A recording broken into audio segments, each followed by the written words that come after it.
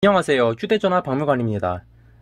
최근에 삼성에서 갤럭시 탭 S7 그리고 탭 S7 플러스를 예약 판매를 하고 출시가 되었죠. 이번에 탭 S7이 꽤나 큰 이슈를 불러왔던 것 같은데 태블릿을 하면 대부분 생각하시는 게 아이패드일 거예요. 그리고 전 세계적으로 태블릿 시장을 독보적으로 선점하고 있는 게 아이패드죠. 아이패드가 이렇게 세상을 독보적으로 할 수 있는 거는 아이패드만의 그런 장점들이 있다는 거예요. 그게 뭐냐면 큰 화면에 최적화가 된 유저 인터페이스라는 거죠. 앱이나 뭐 그런 게 태블릿에 최적화가 돼 있다는 거예요. 근데 안드로이드는 왜 그런 게 안 돼 있나 라고 하면은 첫 번째로 구글에서 안드로이드 태블릿 시장을 포기를 했죠. 그러고 크롬 OS로 전환을 했어요. 그럼으로 인해서 당연히 앱 개발자들은 안드로이드 태블릿에 맞는 그 앱을 점점 더 안 만들게 된다는 거예요. 사실 아이패드가 2010년도에 나오고, 물론 그 아이패드라는 건 2001년에 LG가 만들어서 전시만 했던 제품이 있긴 하지만 그건 저리 가고, 아이패드가 나오고 나서 사람들은 애플에 대해서 비평을 했죠. 아니, 저거는 핸드폰만 키운 게 뭐가 소용이 있어 라고 했는데 잘 팔렸죠. 그래서 그 이후에 안드로이드도 태블릿을 만들기 시작했습니다. 근데 안드로이드 초창기 2.2, 2.3 그 버전에 나온 안드로이드 태블릿은 거의 다 12면 10 7인치 태블릿이에요. 왜냐면 안드로이드 자체가 스마트폰에 최적화가 돼 있었기 때문에 뭐 7인치 그걸 초과해서 더 키우면은 앱 호환도 잘 안되고 그런 문제가 있기 때문에 7인치로 만들어졌고, 그렇기 때문에 삼성 첫 번째 태블릿 갤럭시 탭도 7인치로 만들어졌어요. 그러다 이제 구글에서 태블릿도 꽤 판매가 되겠다라고 생각을 해서 진저브레드랑 같은 기간에 개발이 됐던 허니콤 안드로이드 3.0 허니콤이 공개가 2011년도에 공개가 되고, 많은 태블릿이 허니콤을 탑재를 했는데 허니콤 자체는 그 당시 꽤 파격적이었죠. UI도 기존의 안드로이드랑 완전 다른 UI고, 안드로이드 최초로 소프트키가 탑재가 됐다거나 아니면은 멀티태스킹 미리 보기가 된다거나 그런 꽤나 큰 변화가 있었는데, 안 그래도 안드로이드는 파편화가 심하죠. 왜냐면 그 당시에는 CPU만 해도 퀄컴의 스냅드래곤이 있었고, 삼성의 엑시노스, 그리고 TI의 오맵, 그리고 테그라까지 해가지고 진짜 많은 종류의 CPU도 사용이 되었었고, 그리고 화면이나 뭐 그런 게 다 천차만별이었어요. 그 당시 뭐 지금도 그렇긴 한데. 그래서 앱이 파편화가 되어 있는데 거기서 파편화를 더 부추긴 거죠. 태블릿 전용으로도 만들어야 되고 이러니까 그런 파편화를 더 키우게 된 OS 중 하나가 허니콤이었고, 또 최적화가 좋지 못했어요. 그렇기 때문에 더더욱 성공할 수가 없었죠. 그래서 우리 구글에서 생각한 게 안드로이드 4.0 아이스크림 샌드위치로 가면서 휴대전화랑 태블릿이랑 섞었죠.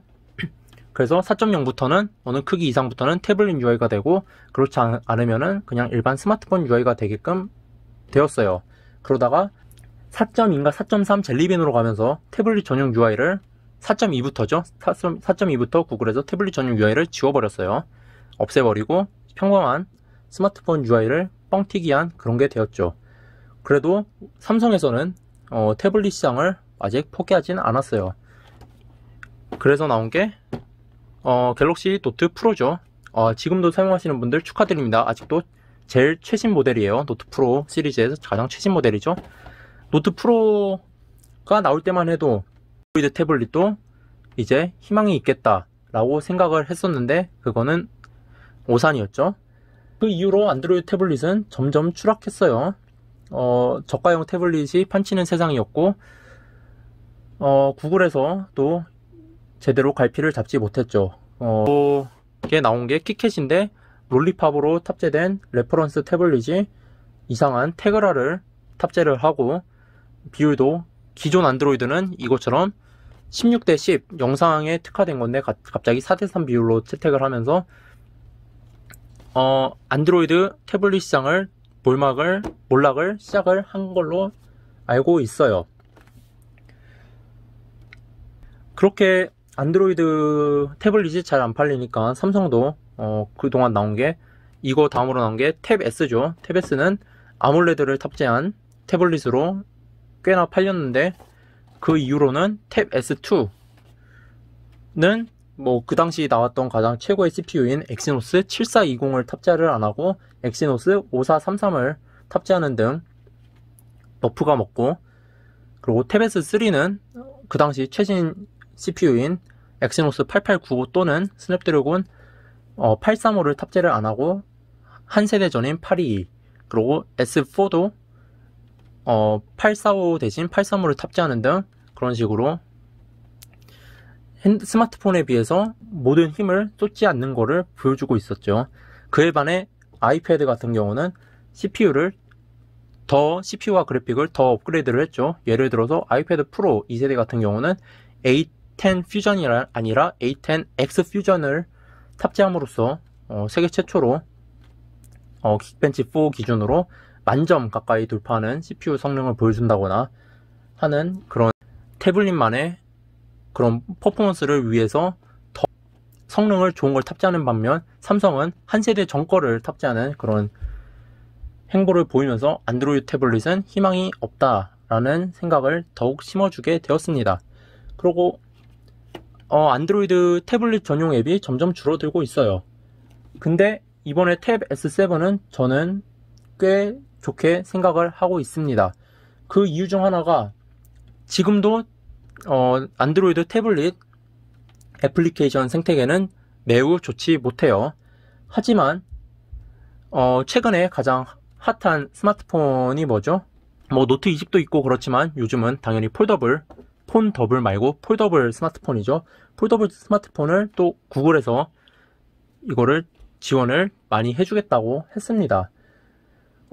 폴더블 뭐 Z 플립처럼 그냥 조만한 거에서 펴면은 휴대전화가 되는 것도 있지만, 제가 생각하는 궁극적인 폴더블 스마트폰의 완성체는 삼성 Z 폴드 2 같은 펴면은 태블릿이고 접으면은 스마트폰이 되는 제품이 미래의 그런 기술이라고 생각을 합니다.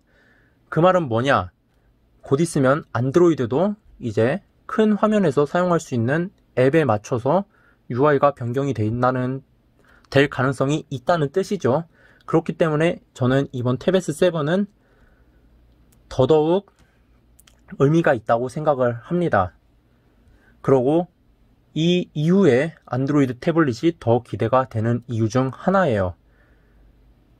그리고 이렇게 계속 좋은 안드로이드 태블릿이 나와야 드디어 아이패드도 이번 4세처럼 그냥 업그레이드 수준이 아니라 더 발달된 안드로이드 태블릿을 더 짓밟을 수 있는 그런 태블릿을 만들기 위해 더 노력을 할 것이고, 그렇게 돼야지 우리 소비자한테 있어서는 같은 값으로 더 좋은 제품을 살 수 있는 그런 기회가 생기겠죠.